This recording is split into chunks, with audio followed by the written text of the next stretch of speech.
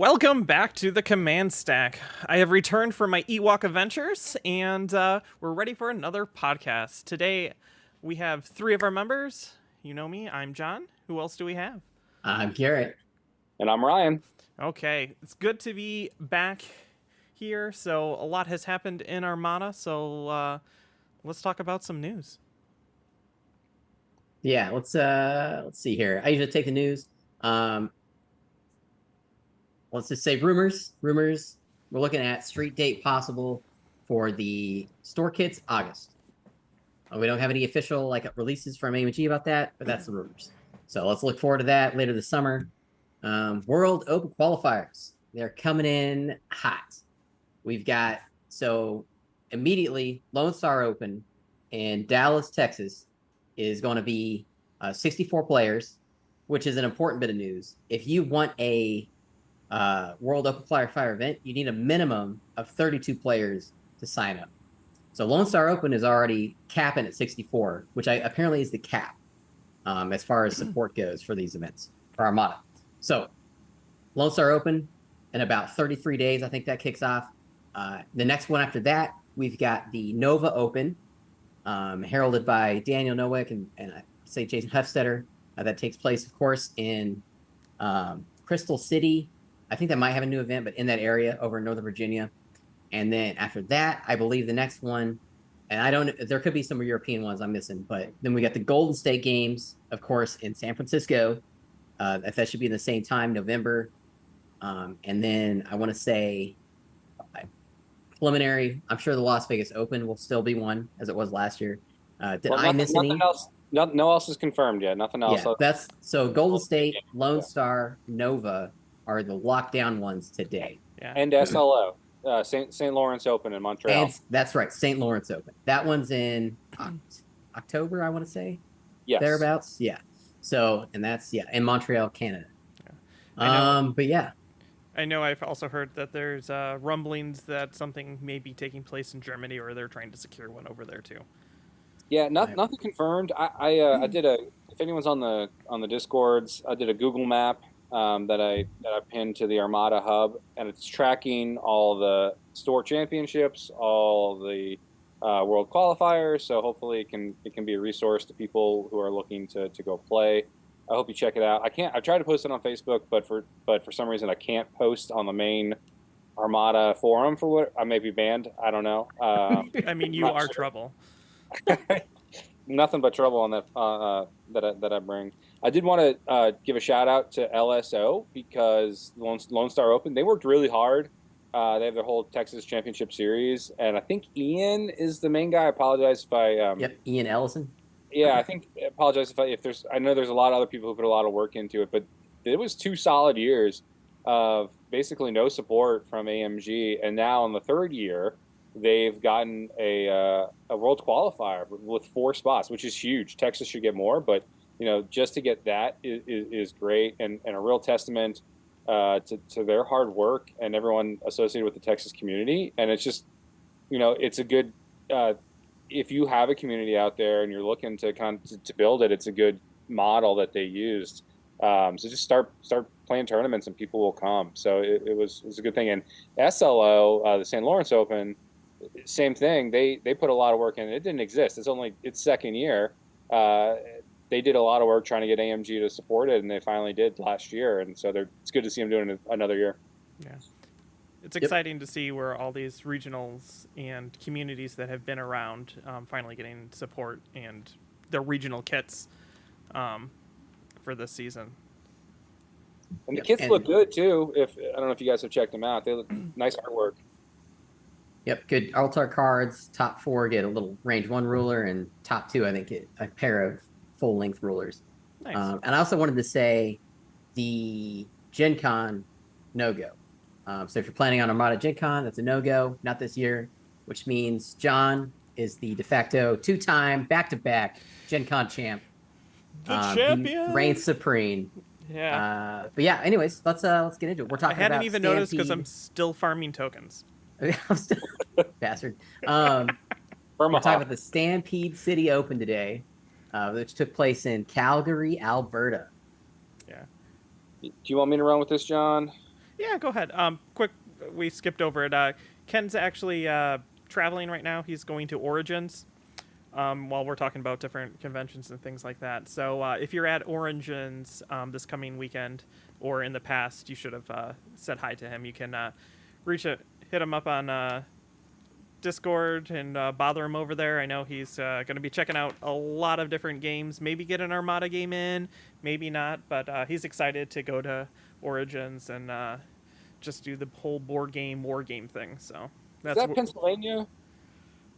I think it's Ohio, but don't quote me because I've never been to it. To Ohio?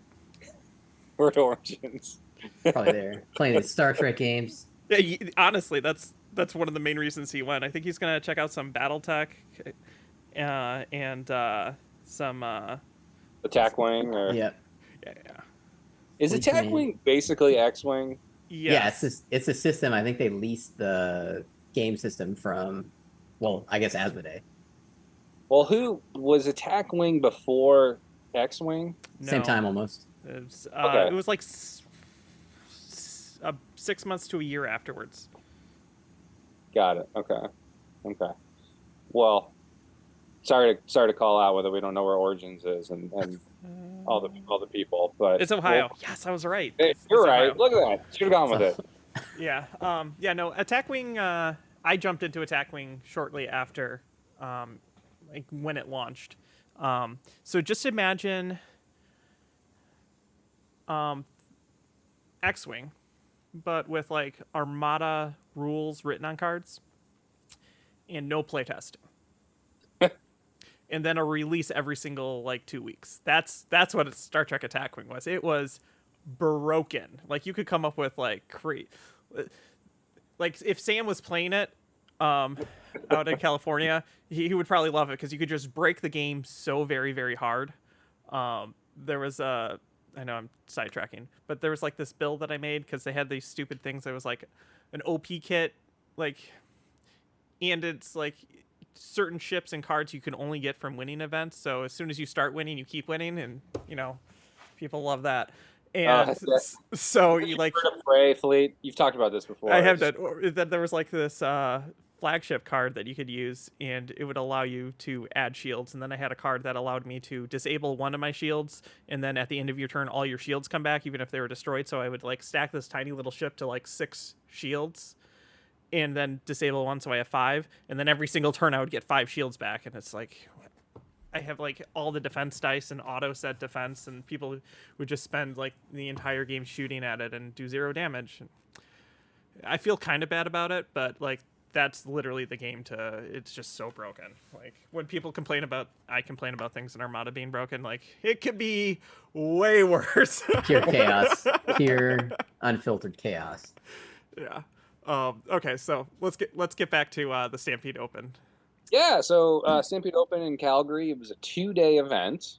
The first day was 4 rounds of Swiss, and then the second day was 3 rounds of Swiss with a top 6 cut. 22 players total showed up for the 2-day event. It's a great, and they had 1 world ticket on the line. They had planned ahead with AMG, I believe, or Asmodee, and had been able to treat it as a store championship, which was great. So they got 1 ticket for the winner.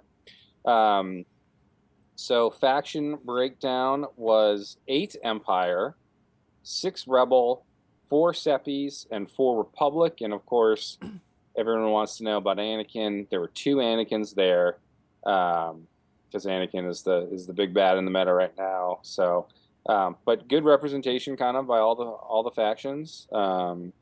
Pretty happy with that. I took a little deeper dive into what I call like hard counters for Anakin, and this is kind of my subjective take, but I think it's pretty well recognized about like just to try to get a sense of how hard are people planning on taking Anakin. And I can't say that just because you had this thing in your fleet that you were countering Anakin, but it's just an idea of like fleets that are prepared to deal with him. And so, in terms of all the factions, I think Heavy Fighters is a great counter to Anakin. And this one really stood out. 100 points or over is how I define Heavy Fighters. 14 of the 22 fleets had over 100 fighters, which is huge. That might be bigger than the world spread, honestly, in terms of the percentages. Yeah, that's actually. I know we talk all the time about like fighter heavy fleets are always around, but that's like 2/3 of the field. Yeah. Yeah, those are pretty serious. And then there were a couple like 90-point fleets that had fighters. I didn't count those, but same kind of deal. Only two fleets had boarding troopers, which was interesting. And then there were, for the Empire specifically, which I think has some of the best counters to Anakin, there were 2 Sloane fleets, 3 Officer Palpatine fleets, which I guarantee you, if this was held last year, you would not have seen 3 Officer Palpatines. Only in the whole field of 8 Empire lists, there was only 1 onager. Just some 8. You'll almost never see 8 Empire fleets and only 1 onager. Yeah, that's very strange. Yeah.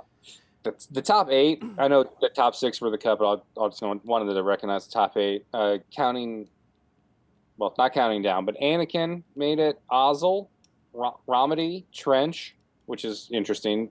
Mahdi, 2 Radis, and an Agate.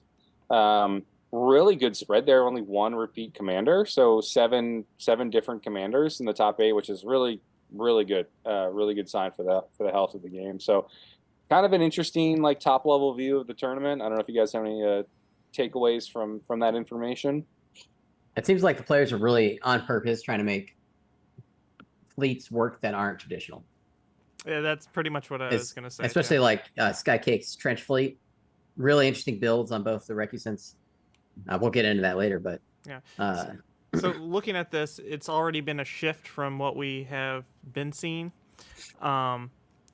in like the Rebel department. Only 1 Agate and 2 Radis. Radis has significantly jumped up because there's usually maybe like 1 Radis person that's crazy, like Ryan, that's running them, or like having 2. We haven't seen 2 in the top cut since like since Radis dropped in. Yeah.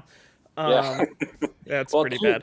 Well, I'll say this: both of the Radises are being run by the Dalalana brothers, by Mac and his brother. So that makes a lot of sense. That might be part of the explanation. But yeah, Radis is performing well. And then like to see a shift also that we're not seeing Martuk in the top 8. We're seeing Trench. Like Trench really hasn't been around. Like he hides out in the corner, but he hasn't been a prominent like winning list archetype. So that's pretty big. And for as much as we talk about like Sloane being a counter for Anakin, and we'll see a lot more of her. She didn't make the top cut, and she was what is that? That's 1/4 of the Imperial fleets had her. Yeah, that's a good call there. So much, it's hard to say because so much depends on your matchups and whatnot. Yeah. But it is kind of good to look at that from a top level view. It's just like if you like your admiral, as long as they're semi-competitive, right? Like none of these admirals, what I say are C tier. I think they're all probably B tier, at least. Trench. Trench is C tier. Fair enough. Trench is tough. Yeah. That's true. But even that you can make work. So as long as you're not like D or F tier, you like your admiral, you can make it work. And so we're still saying no Constantine. That's F tier. Dang. That's tough. Yeah. No, I think that's actually a pretty good spread on that. So, Ozzel, Rom, Mahdi's coming back. What's interesting, because I had a theory about Mahdi making a comeback after the new cards. You guys did the last podcast without me, but I wanted to just throw that in with Price. Mahdi a lot of times can be the counter to the amount of damage that you will self-inflict with Price that makes Price useful on things like an ISD, because you get that 3 additional health overall.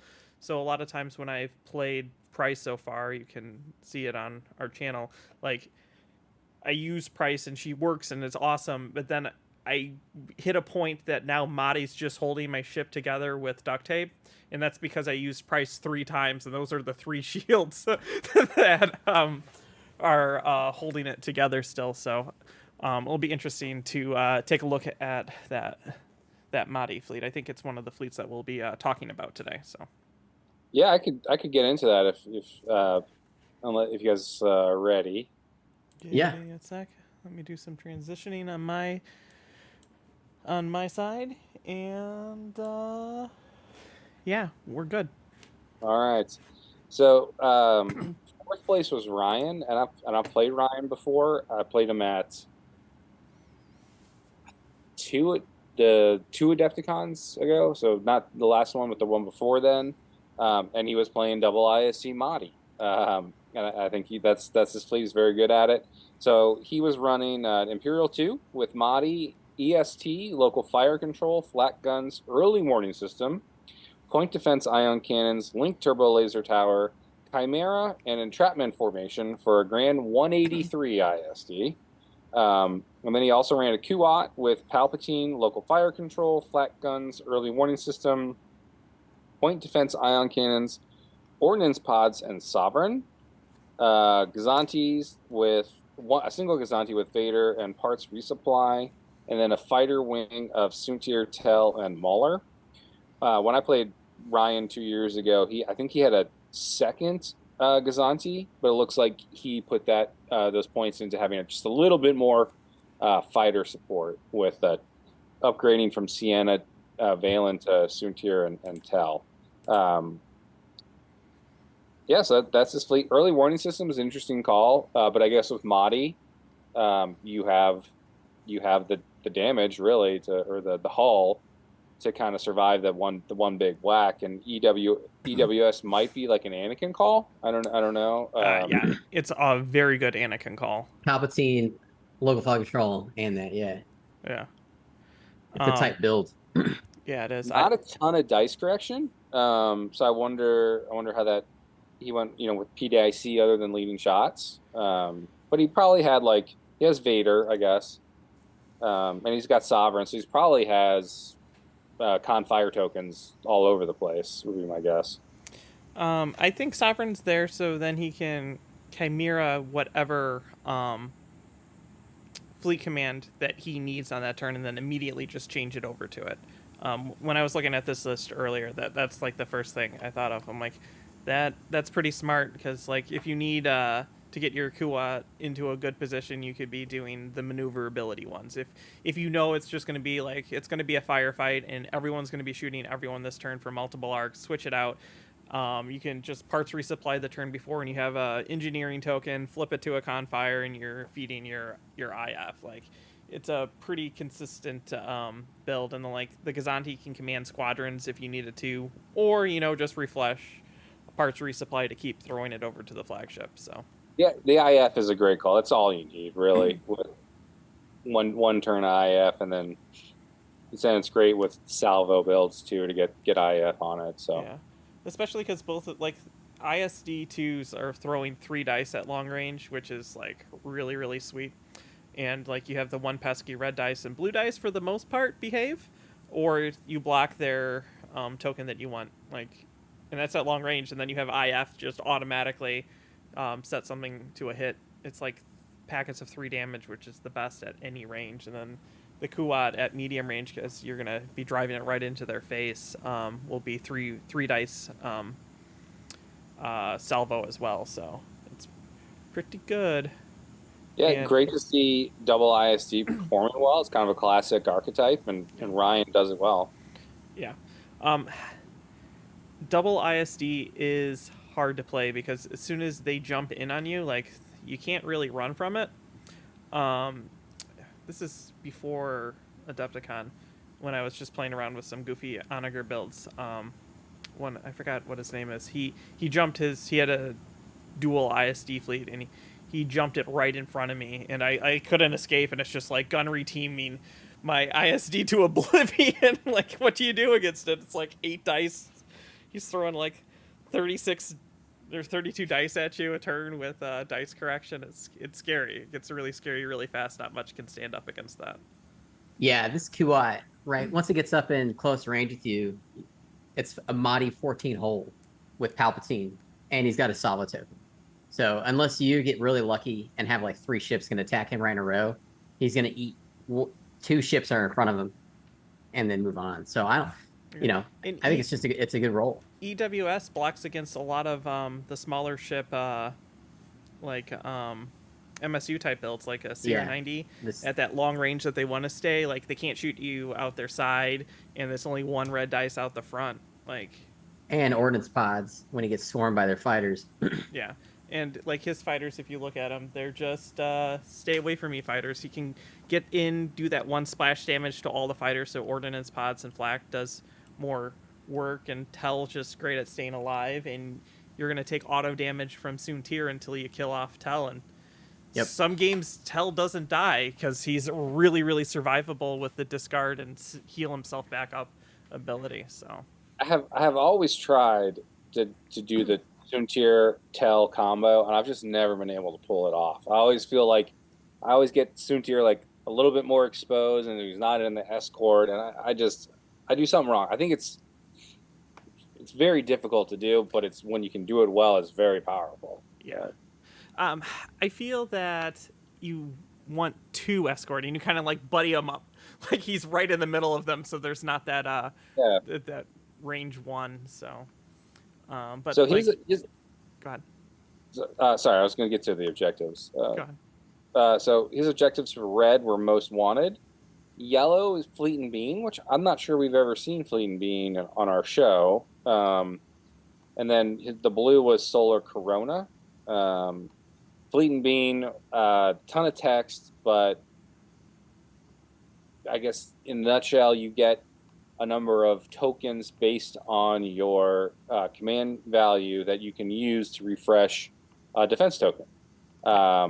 As second player, first player only gets 1 per ship. Second player gets their command value. So in this case, as ISD, you get 3 objective tokens, which they could refresh the salvo, or the brace, or whatever he wants. I would love to know if he gets rid of the contain on the salvo or the redirect. He has expert shield tech, so he's definitely, at least on the ISD 2, he's definitely getting rid of the contained, so he can have 2 shields. Yeah.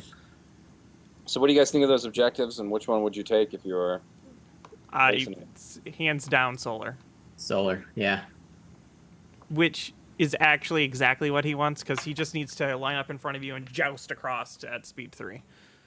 So it works in his favor, and then it also works in his favor because he has early warning system to knock out a die, so you're less likely to get accuracies again, and then if you're shooting at him through that accuracy is gone, so the chances of getting 2 accuracies in a roll against him to block any of his tokens is very, very good with Solar Corona. Yeah, your whole point here is either avoid engagement or try and outmaneuver his front arcs. Yeah, which is going to be hard to do when he has all of the fleet commands at his beckon to change speed and change yaw. But yeah, most wanted, not worth it. Just adds more insult off those front arcs, that extra red on your objective ship. And then I'm just not going to give him the extra ready defense tokens on Fleet and Being. It's already hard enough to put damage in when he's got EWS. And he's expert spiel. He's going to refresh his salvo token when he gets a chance too. You guys sold me. I was thinking about Fleet and Being, but yeah, why give? We're only talking about 2 turns of combat before he's flying away. Why he's going to burn all 3 of those in those two turns. Right. I give him that. So yeah, I'd take Solar Corona. Yeah, Fleet and Bean actually is one of my favorite objectives to play as second player, just because it gives you so much survivability. Like, if we read it, it has, at the end of the game, each player gains 1 victory token for each enemy ship in the play area that does not have an objective token. I would much rather give you 15 points instead of letting you kill my ship. Like, hands down, the most that this card will score the other player in this is 45 points. And keeping my ships alive, worth the 45 points. Just to spend it on every single attack to go through. Yep, and the flat guns with the local fire control is awesome on these ISDs. Yeah. Makes that salvo way more useful. Yeah, Especially on the ISD too. 3 reds. well, a red and 2 blues at long range. Yeah. Yep. No, I can see why I got 4th. It's good. I like the Very list. good. And do you know how he knows that people are going to pick Solar Corona? This is just Besides it being like the one you pick out of, he I don't only know. has 3 fighters. He has no deployment Yeah. shenanigans. Like he like a lot of times when you're stacking deployment and things like that, you go even because then you have even drops so you can see more of the other players. But he already knows people are going to pick Solar Corona probably out of Yeah. this, so he could just drop his whole fleet at once, so he doesn't even need to worry about doing even deployments for fighters. You Yeah, should this is know definitely point and click. 400 bid, so he doesn't care about first or second. Yeah. And that makes a lot of sense with that fleet. Love okay. it. All right, 3rd place. Do you want to go ahead and cover it, Garrett, or do you want me to? Yeah, I can do it. All right, ahead. so this is Sky Cakes Joe's from Canada's list. Shout out to you if you ever listen to this. So he's got a trench fleet, which is really cool. He's got it's essentially a 2-ship separatist list. His flagship is a Recusant light destroyer with trench on it, Shumai for those rerolls, gunnery teams, reserve hangar decks, APTs, swivels, and the title Nova Defiant, which I think is a clever use with trench. And how he can have more than 1 token on a ship, more than 1 command token, which is really cool. I don't think I've ever used Nova Defiant myself, but this is a clever use with trench. And then he's got another Recusant with Tykes, Vet Gunners, again, reserve hangar decks, APTs, swivels, and Patriot's Fist. And then he's got a support Gazanti that's used to push his fighters. He's got Hondo, flight controllers, and then he's got a really cool squad ball. He's got 2 Hyena bombers. He's got 5 vultures, 2 droid tri-fighters, and then he's got the Ace DBS 404, which is where he can add a die when he's bombing a ship. So this is a cool list. So Trench doesn't get a lot of love. He's like a discount Thrawn, not as useful. A discount Thrawn that costs more than Thrawn. Right, yeah, 36 points, nutty. You get a 4th dial, you get the 4th dial. You get a 4th dial. But yeah, I mean, this is kind of like that last list, right? Kind of a point and click situation. No defensive retrofits, so this is a glass cannon, difficult to fly fleet. I wish I could have watched him try and maneuver. Of course, the Recusants are wild with nav commands, with how they can move across the board. But I mean, yeah, and then the gunner teams on that non-Patriots Fist, that's cool. With how those firing arcs are on the Recusant and how they can line up those double shots, really dangerous. And then with the swivels. So, what do you guys think? What's your favorite part here? Swivels and APTs, hands down. Yeah, very cool. That's where the money is. With that gunnery team, right? Yeah, one of them has the non-Patriot Fist has gunnery. As gunner team, yeah, it's really cool, right? That doubled 2 gunner team shots right in a row with that added black dice at long range from the swivels with APTs. Oof. And more than likely a trench dial adding in a additional dice. And both these ships are going to hit you at the same time because they're both long range. So, and then I like this this CIS fighter ball. This is a good mix, a really good mix of ships. I wonder how it performed for him. Obviously, it performed well, but I really like putting probably a squadron token on this Gazanti, pushing 3 squads with flight controllers, eating up the enemy. Yeah. Other than that, I love lots that of dice correction. Yeah, lots of dice correction. I love that it's 10 squads for only 101 points. It's crazy. Yeah. Right? It's like no points and you have more squadrons than anyone else can field on the table, which seems like what you should be doing as a droid commander, you know? I think it's another good example of, I guess, since the droids do have really weak aces, I mean, why not just throw those extra points and just extra fighters? They're going to get work done, especially if you can get them pushed by that Gazanti and, the tri-fighters tie at people and the bombers. Red bombers aren't the best, but man, when they hit horribly. And it's technically a 12 squadron fighter ball too, due to the fact Yep, that he has 2 reserves. So you're bringing both those droid fighters back after you kill them and eat the damage. So like, you that's can right. And he's launch going to them use them on the tri fighters. right. Yeah. All of his ships have 2 squadron commands. So even if he's not doing trench to do squads, he can activate pairs of 2. So like he can activate if you have squadrons, he can activate with any of his ships at any time that he wants both the droid fighters to move them forward, and then reserve hangar bay, and then he can do it again. And if you don't have any fighters, then he can activate 2 hyenas and move them forward, and the 2 droid fighters, and then he can put his ace wherever. Like, it's very versatile in what can do what, and like paired off that it's like an exact amount that needs to go different places. Yeah. Like, I bet he was really thankful there wasn't a lot of onagers at this event, because these ships would have a real hard time, especially with double onager. yeah, But you know, though, like they're squiggly, right? Like They are Yeah. squiggly.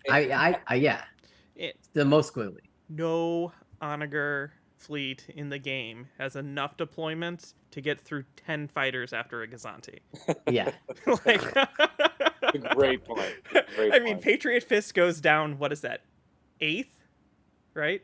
yeah, 8th. So as like second player, you have to have 8 activations before Patriot Fist comes down. Which I don't really know if there's many fleets that are dropping No. 8 ships or 8 combinations of deployments out.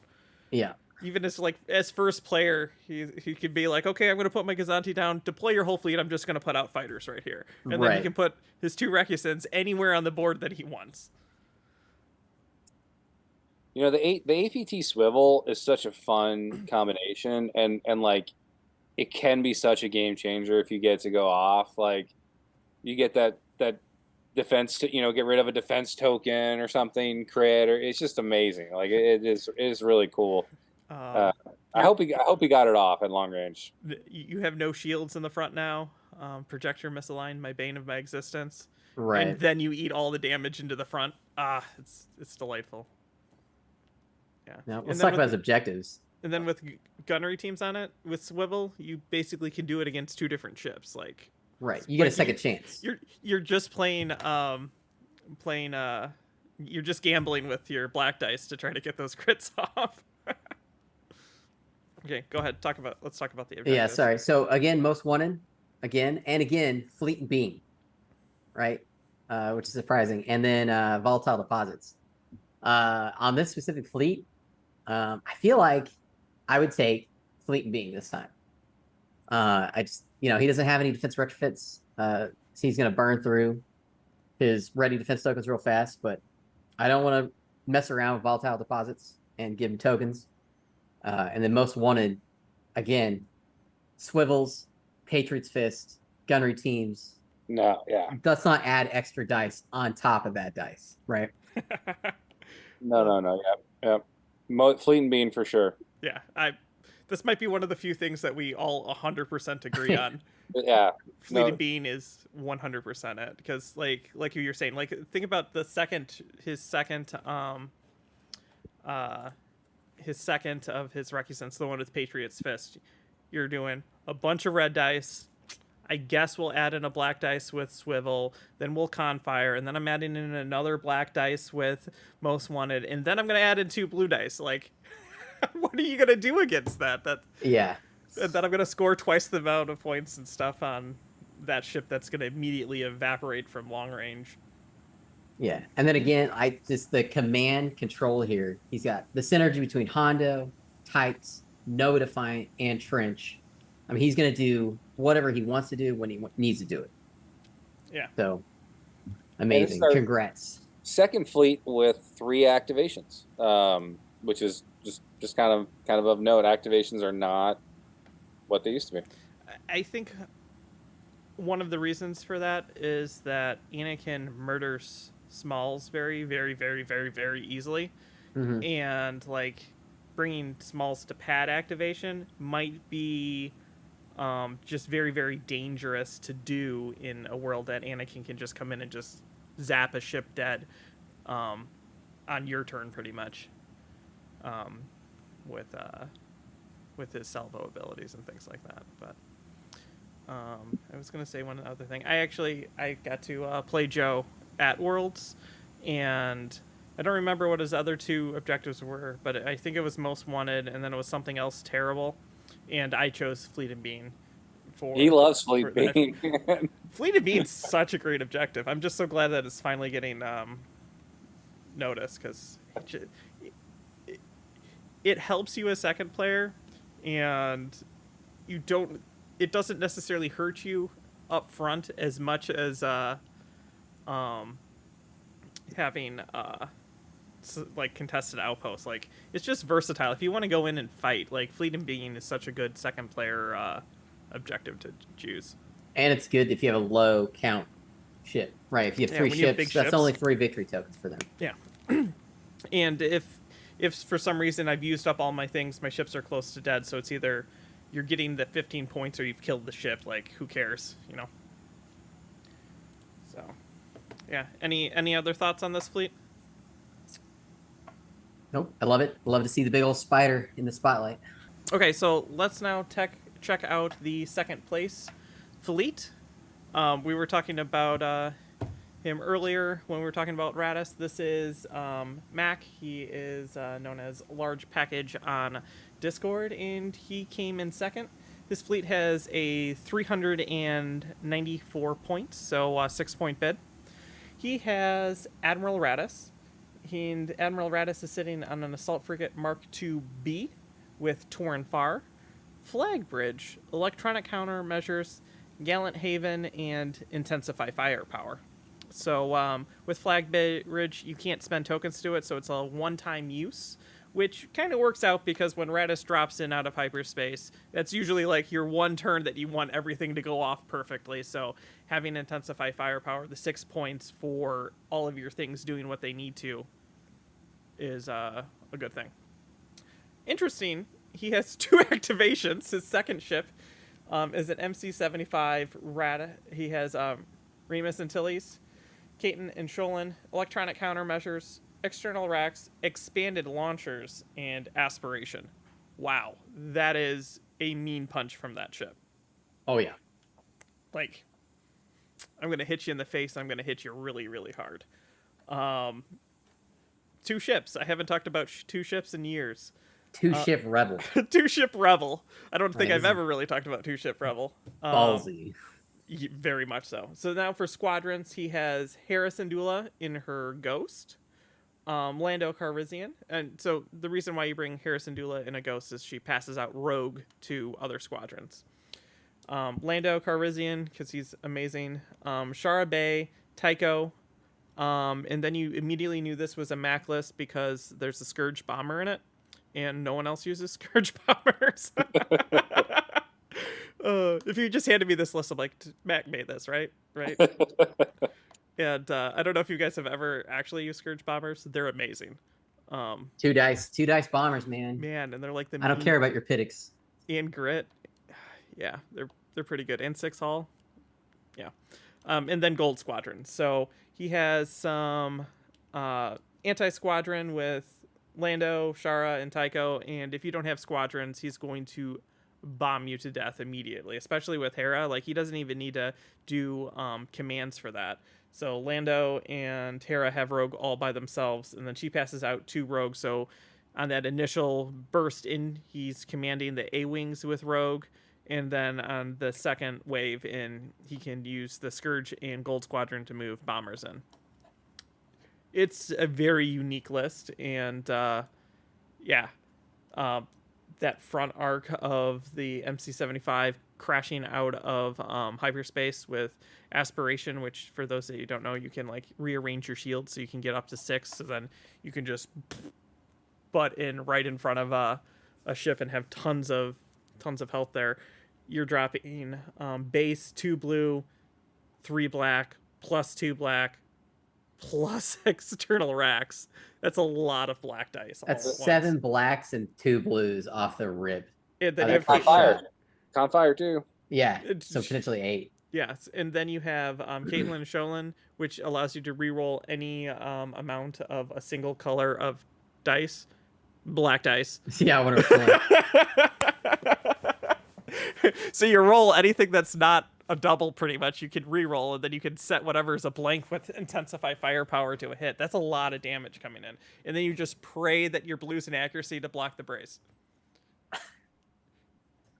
Like, and then Yeah, like having seen like the transition away from like ECM to other things to counter Anakin with like EWS and things like that, like you don't have electronic countermeasures. You just get wrecked by this in the face.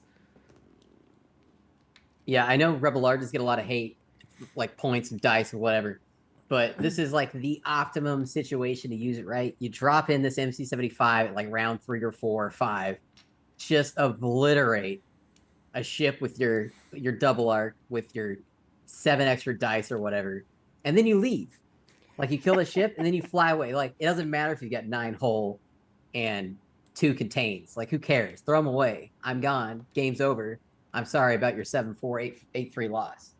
Right? So, yeah, I mean this is that. This is the MC-75 ordnance build. Like this is what the ship. I think when they designed the ship, this is what people were thinking about it. Yeah. He does have a very, very uphill battle to fight, though, on deployment. Because Yeah. he puts his ship down and you know where he is. Right. Go And ahead. I'm sure you're going here, but with Radish, you win deployment. Like it doesn't matter. Like I think in a field that had more than one onager in this fleet would struggle. Yeah. It would be difficult. But assault frigate speed 3 could cover a lot of ground in 2 turns. Yeah, and if you put it diagonally, you might be able to dodge an arc out of it. And like you're just trying to speed 3 across the table, drop Radis, and boom, let's do this. Yeah, I mean, I think if like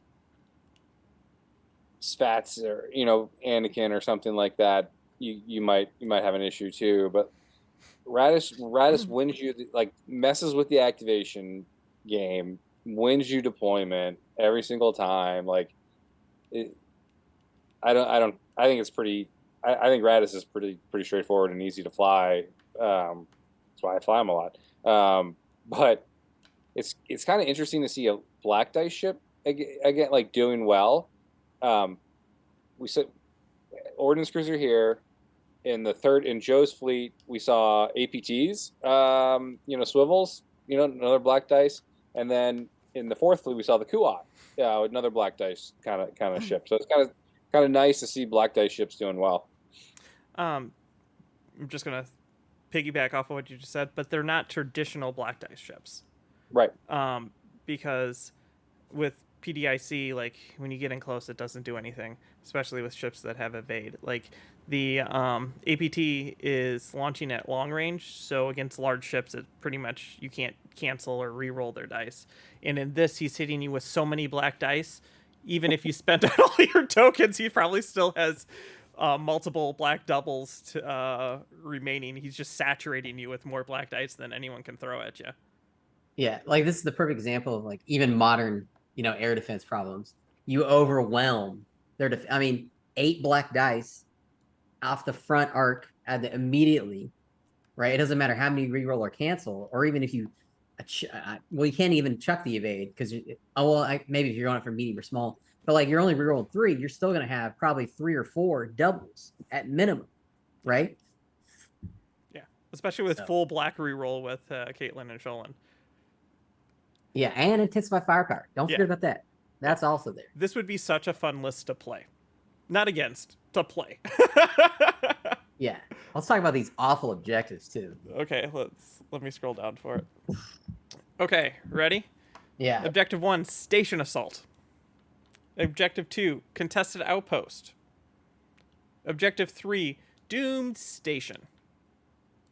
He likes the stations. Yeah. Station assault's no good with Radis, man. Like turn 1, you can get dropped on. I guess you could deploy backwards because it's like, you can deploy going backwards with station assault. I might pick that and do that. Yeah, I'm going station assault, deploying backwards.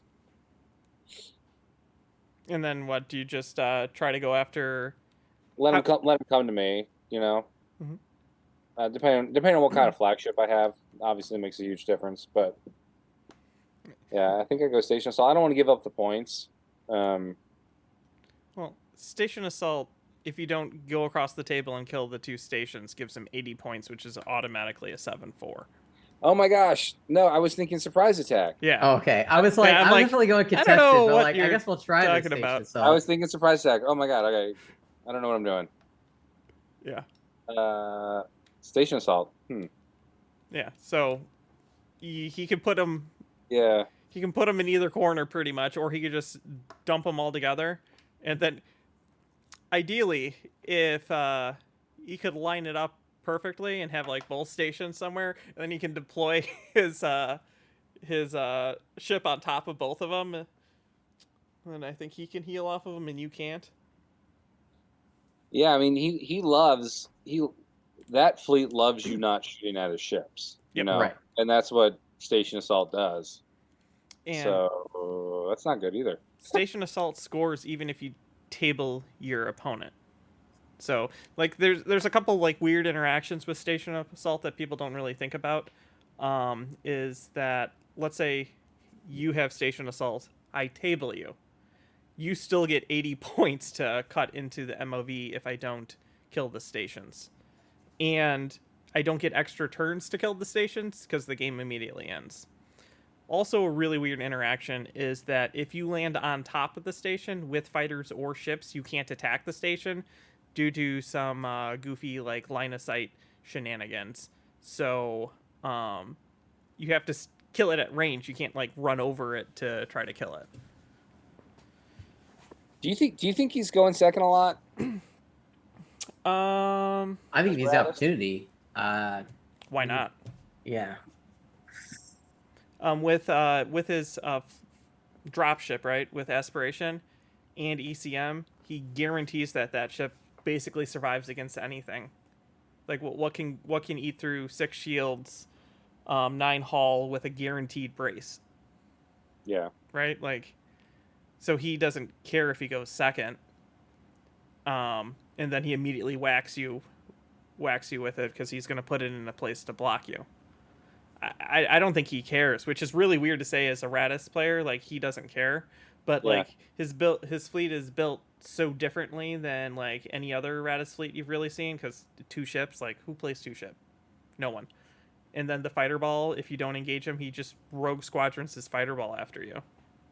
Yeah, and his Gallant Haven assault, he guarantees the assault frigate's safety at close range because no one's going to want to deal with that squadron ball.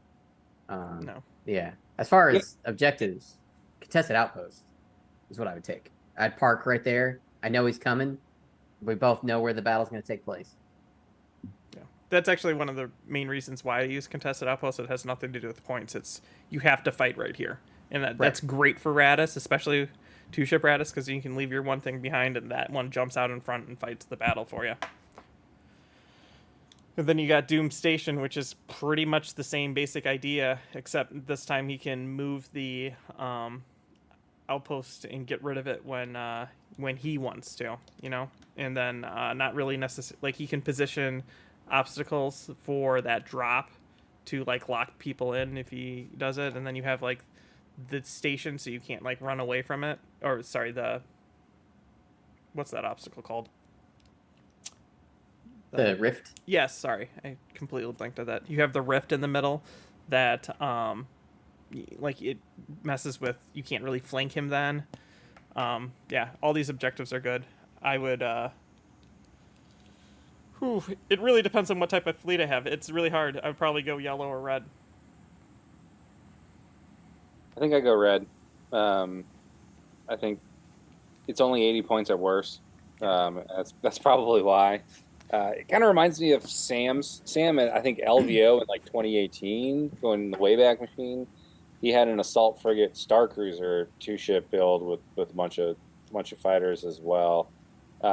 This works very differently. It's a lot of fun just to roll eight black dice. It's pretty cool. Yeah. Yeah. Any other thoughts about this fleet? Great. Two dice bombers. Nobody sleep on them. Yep. Still If you're good. worried about Pittix, there's your solution. Or just bring 8 black dice Yeah. all at once. This is the anti-Pittix fleet. Yeah. Seriously, it is. Okay, so Ryan, do you want to take the top fleet then?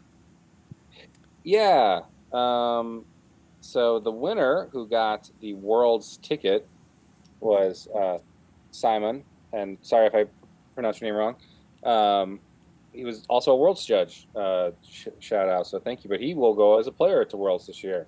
He was flying Empire with Ramadi. He was doing the Onager Interdictor fleet. So he had Onager testbed with Governor Price. Cool to see. Rapid Reinforcements 2 out there. Sensor team, veteran gunners, medical team, Red Beam, and Raquel. Super interesting to see Raquel with Ramadi. I'm sorry, the Interdictor then has Ramadi on it with Nita, Ox Shield teams, decaps, grab shift reroute to move the obstacles around, and then grab well projector to start a ship at 0, which might be like an anti-Radis kind of tech. Grab well projector, and then point defense ion cannon. Gazanti is Vader and Comsnet, and then a mean fighter ball of Jendon, Hondo, Merrick Steel, Morna, Saber, and Fire Spray at 122 in squads for 6 squads. That's about as beefy 6 squad list as you're going to find. So that, and he had a 3-point bid of 397. I do think, grab wall projectors kind of like is certainly an anti-Radis, has an anti-Radis use in it. Let's say, maybe he wasn't using it that way, but just with Max List and another Radis in the top 8, some that he may have used. But this is Onager Interdictor with a rogue ball, basically. This is the boogeyman. This is very similar to the list from Worlds. Yes. Different fighter balls, a couple different upgrades here and there, but kind of. I think it traded an additional Zanti out for more fighters, if I'm not mistaken. Yeah, I think I it's like just that call. It's optimized with price. Yeah, especially when we're now suddenly seeing, like you mentioned earlier, Ryan, like a shift in like actual activations and ship count that we're skewing lower. I mean, also could just be like a blip on a radar because Mac is here with 2 ship to throw all the numbers out the window. But another 3 ship list. So top 4 were all 3 or lower. Yeah. To your point. Go ahead. Go ahead. No, go ahead. I think another thing like grab shift or grab well, no, it's grab shift. All of them having grab in their name makes it hard. The speed 0 one, so that is actually the grab well. It actually is almost like an anti-Anakin tech. So hear me out on this. So Anakin basically wants to sprint across the board and hit you in the face with all of his salvo tokens as fast as possible, right? And this fleet wants to sit back and let the Onager do work. So he can put down the Gazanti. Most Anakin fleets aren't necessarily running a lot of fighters, so you're probably going to out-deploy them, and then you can position the Onager in a place to take shots. If you have Anakin set up inside this field, which you're going to avoid, then you can more so line up the Onager to take prolonged shots as Anakin gets to you, or they're sitting in speed 0 and you're going to just start blasting Anakin from the very beginning. Like, that's kind of how I see that all working. What's your guys' thoughts on that? I mean, yeah. I mean, it makes sense. I mean, we kind of know how this fleet works, right? Yeah. It was the champion of the world, and we've got Price added in. Well, I think the Price addition is really interesting against small ships. Price is sensor team. I mean, this is what everyone was freaking out about, right? Between Price and sensor team, you're gonna nuke a small, right? You just have to get a 3rd accuracy somewhere with veteran gunners. Like you're con firing, you get 3 accuracies, small's dead. Like, and then you send in Morna or somebody to finish off the small, or whatever you want. Merrick probably, honestly. And then, so you're nuking smalls. I do think this has trouble against some larger ships. Obviously he won, but Well, like I will say he won with 3 7-4s in a row. So like he never bulldozed in the top 6 day 2. So I mean he was winning by, like the bare minimum points. Something else I'm going to point out here. With Rom being on the interdictor and not the the onager almost becomes expendable, right?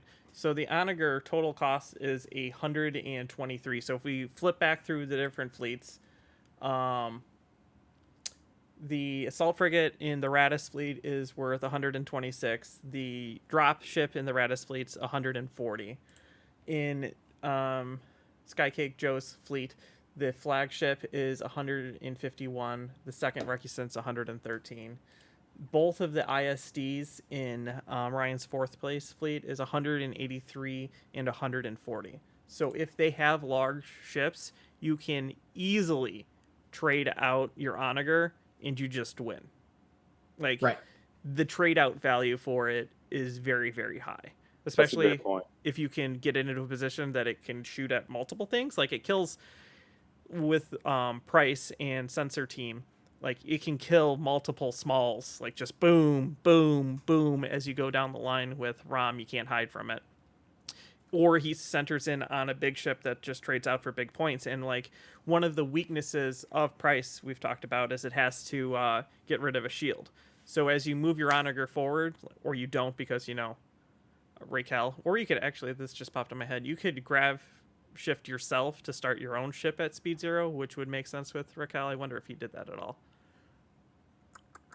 And then you could have Raquel in a corner, speed 0 from the start. I think there was probably a lot of, and we saw a world champion play the similarly. A lot of bumping. We saw Jason do this a lot at the Worlds. Mm-hmm. A lot of bumping with your Gazani to keep that onager at one turn further away. Like, Yeah. I bet there was a lot of that for sure. Yeah. So like price removes the front shields, and as long as you can trade the onager out for a bigger ship, who cares if price is removing your shields? You're gonna trade up, and then your fighter ball's super, super, super, super, super mean and can tangle with any size of the fighter balls. And if you don't have fighters, then it just eats you alive. More double dice bombers. Good to see Morna back. She's not a bomber, but 3 dice. Good to see her back. Yeah. 3 dice reroll. Yeah. Pretty good. Gendon. 6 dice. Yeah. Pretty good. And then Saber Squadron, so he can kill off a valuable squadron that's going to lock him down, like, Squadron Anakin or Shara from range with Gendon double tapping him. So pretty good. Let's hit the objectives then. So for red, we had Most Wanted. Could have seen that coming. Planetary Ion Cannon and Volatile Deposits. So with Planetary Ion Cannons, it's distance 1 from an obstacle, right? He couldn't put it on an obstacle and then move? Or am I wrong on that? No, the Planetary Ion Cannon can be placed anywhere in this playfield. Put it on an obstacle, and then he's moving it with his grab shift reroute. That's great. That's a great use of that. Put them all bunched in the center, and then just shift them whichever direction the player fleet deployed. That's rough. And then the onager follows up after he got you already. It's 397, so I don't know how much he wants to go first or second. I think he's probably comfortable either way. Yeah. But that Planetary Ion Cannon combo with the onager makes me want to lean Volatile Deposits, because maybe I can throw a dust field on. Well, he's going to move it. He's going to move it. Yeah. Ooh, I don't know. It's hard. I think I'm going to take Most Wanted. Those are well-designed objectives. Ooh, I take second. But then you're giving the onager first player, Yeah. No, it's a really good list. Yeah, that's tough. I think I take Planetary Ion Cannon and just deal with it. That's probably wiser. Only 3 times to get destroyed instead of losing double your ship. So the question is, looking at these, you so this is like the process that I would go through in my head, right? And it depends on what type of tournament you're in. But like, if you look at these and you're like, these are all horrible, right? And so then it comes down to, do I think he has the power to table me without an objective, right? And if the answer is yes, then most wanted and planetary ion cannon don't matter, and you can pick either of them. If I think I can table him before the end of the game, then we're picking volatile deposits, because then his points that he gets from the tokens don't matter. It's like it's like the same thought pattern that you have to take when you're facing farm hawks. Like, if I'm gonna table him, I don't care if he's scoring tokens. Let's just play sensor net. If I'm not gonna be able to table him, I have to take whatever his red is because I have to run the entire time. And like, I kind of take that into consideration when picking these objectives, especially with tanky interdictors are hard to kill. His fighter ball is going to be hard to kill, and the onager is going to just be blasting you apart from range. So, do you have the firepower to outkill it? Is the question. And I can't answer that. So, Man, this must have been a rough event for people with small MSU fleets. right. All 4 of these just eat MSU. Yep. Just crunch right through them. So Yeah, congrats to Simon. He's got a world ticket. I think he's, by my count, and you can check the Google Maps, the fifth player to get a world ticket. Yeah, because UK got 4, right? correct. Yeah. Very, very good. So what's interesting is when we were talking about these fleets before starting our recording, all these fleets are kind of fun, right? Like, this one is very quote unquote meta because it's loosely based off of that, but like the other fleet, like a 2-ship Radis, is like right up my alley. Like, I kind of want to just play that just to do it. And then the trench fleet, I'm like, yeah, I'll play a trench fleet too. Like, that looks like a fun list. I love playing double recusants because they're super maneuverable, and you're like, I'm gonna lose one anyway, so who cares? Let's just fight it out. And a thematic droid fighter ball. Right, like, that's amazing. That's competitive. Right. And then double ISD is fun to play too. Like, these are all kind of lists that I would bring to a like just a local store to play a friend, you know. And they did well. That's what's so fun about it. Yep, love it. All right. Well, that's congrats again. Thanks again for providing the data. Karnak, Derek, and Jesse up there in Canada. Thanks to Mac for giving me objectives. Appreciate it. Yep. Thank you to Large Package, Mac. All right. What do we want to do next? We got a new segment. Ryan segments. can introduce his new segment. Real short. It's called How to Fix It, where we find stuff in the game that no one uses and we fix it. Basically. So we combed through the world's data. No one brought an aggressor assault fighter, which is it's a weird looking ship. I don't even really know how to describe it. It's what the IGs use. No one brought the generic.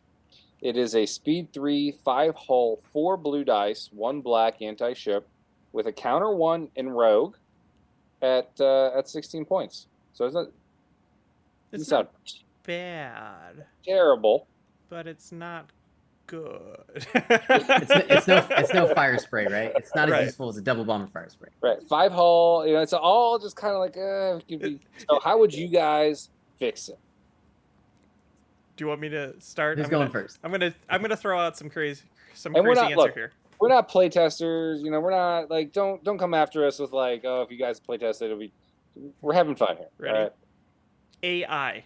that Did I steal it? Yes. I was about to throw that great idea out. Right. All right, That's, whatever. that's so thematic. Right, because Yes. technically these are supposed to be like these IG-88 like droid ships, right? So maybe add in like an AI type ability. I would give it like AI anti-squadron and AI anti-ship, so then you get it up to two dice against it. But then you lose out the rogue. Like, it's kind of a wash. Like, you either can use them as rogues, or you use them as like these super smart AI type droid fighters. That's kind of like what I would throw on it, and like still no one would take it, but like that's how that's like a fun thematic fix that I would do. I like it. What about you, Garrett? How would you fix it? Well, since we're not doing AI on my part now, I'm just gonna make it speed. I'm gonna make it speed 5. Okay, speed 5. Up the counter to 2. Keep rogue. Same points. All of a sudden, it's real useful. Yeah. Speed 5 rogue is I think Vader's the only Speed 5 rogue out there. Yeah. So All of a sudden, you're gonna see this. You would see it in every fleet after that. that is nasty. I will say the aggressor is the only generic that is a different speed than its aces by 2. It's the only one the whole game. It's just like all the IGs are speed 5 and this is speed 3, so it's way slow. I would just add swarm. Just simple, just add swarm, get a reroll, maybe pair with Howl Runner for 5, that's all I would do. That would open up so many options for it inside the Imperial lineup. Yeah. Swarm adds a lot. I'd probably break something, but I don't care. That's what I'd add. Yeah. So that's how you fix it. Still no one's going to take it, but yeah, no. I think all of our ideas I would try. Yeah.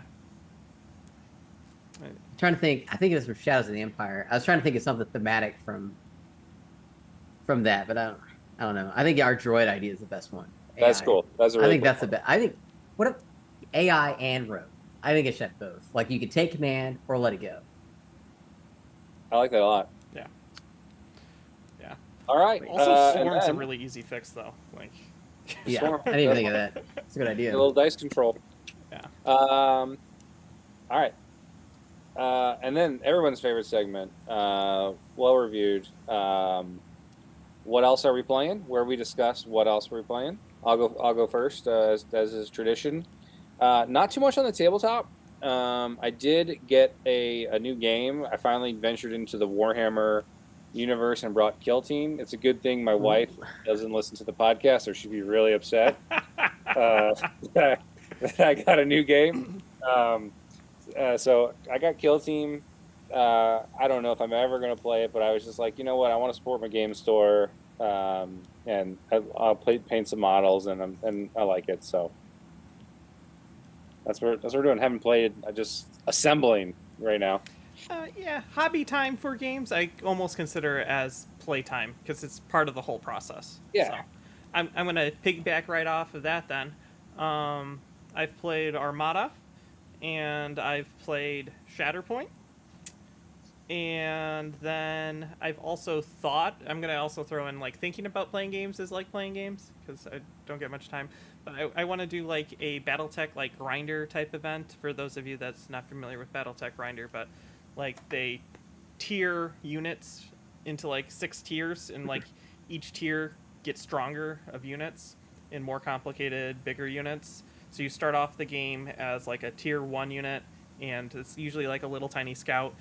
And it's like 8 players plus at a table, and it's a free-for-all.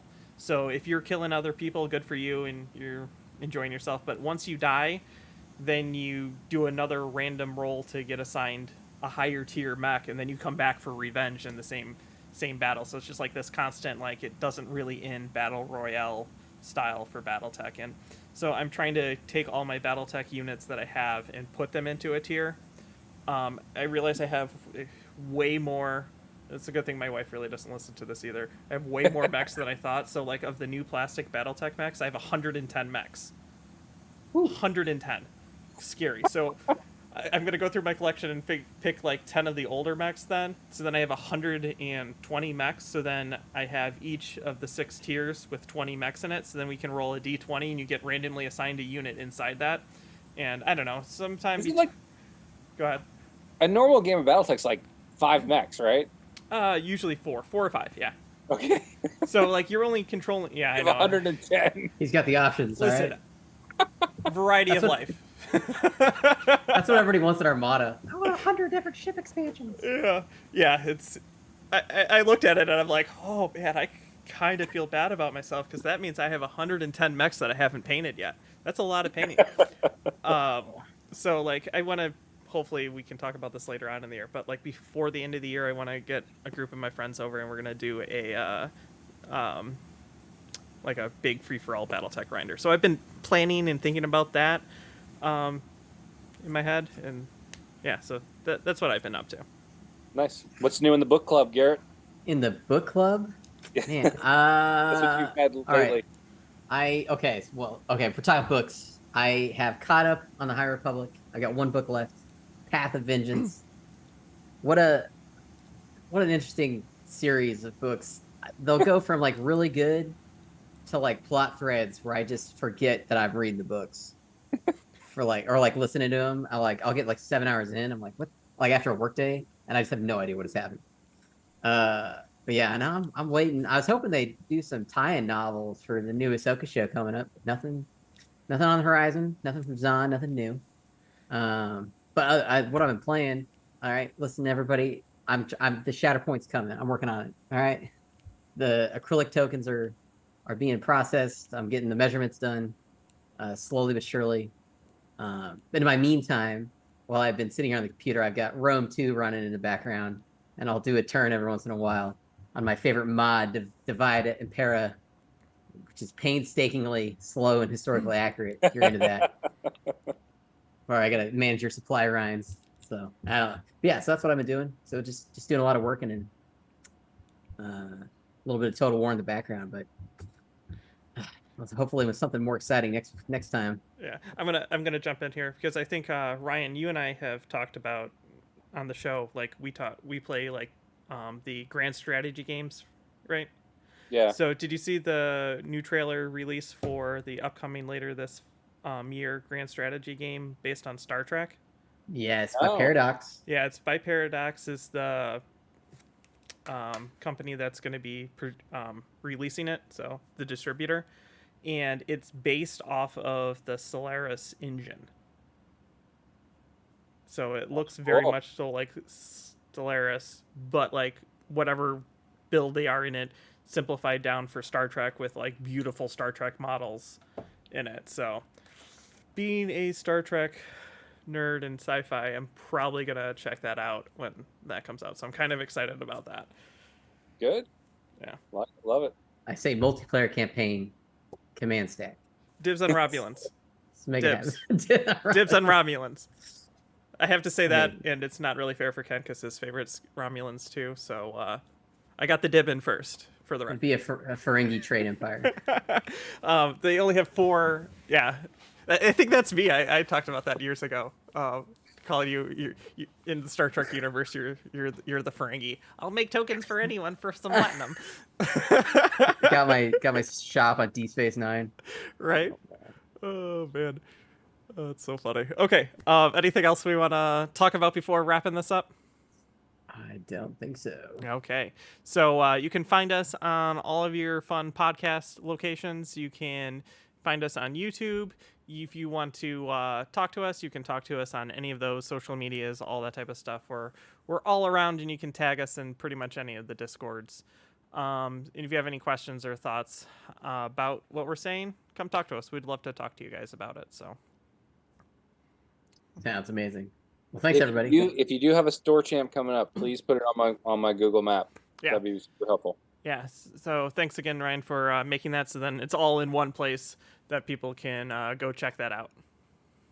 So. Oh, and leave us a review if you can. 5 stars. Awesome. 5 stars. Only 5 stars, please. 5-star review for us. Thumbs up, like, subscribe, all that fun stuff. So until next time, I'm John. I'm Garrett. And I'm Ryan. And if you're at Origin, say hi to Ken for us. We're the Command Stack, and we will catch you later.